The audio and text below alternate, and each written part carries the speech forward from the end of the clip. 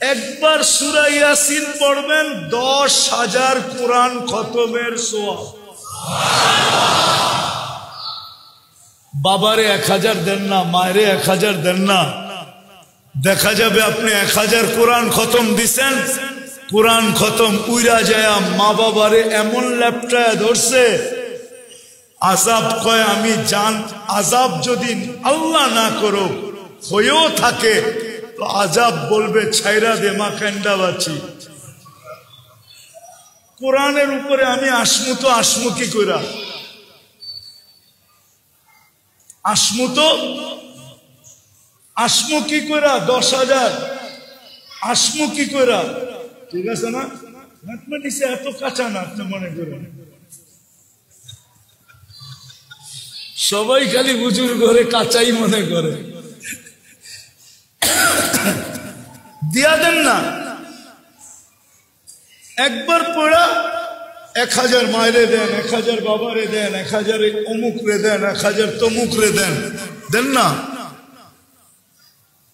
উচিত তো ছিল রমজান মাসটা পুরা ইবাদতের জন্য লাগায় দেওয়া। আফসোস তো এখানেই লাগে, শুধু আমি আফসোস করতেছি না, মনে হয় আল্লাহর রাসূল রওজায় আফসোস করে যে হায় আমার উম্মত, আমি আল্লাহর কাছ থেকে এত কিছু সাজানো এক রমজান উম্মতকে উপহার আইনা দিলাম, হায় আমার উম্মত দেখি দোকানে বসে আছে। ও মেরে দোস্ত, করোনার সময় কামান নাই, মরে গেছেন, বলেন কি এখানে করোনার সময় কয়জন কামাইছেন? দোলাই খাল কি খোলা ছিল লকডাউনে? আমরা মনে হয় উয়ারি দেখি নাই।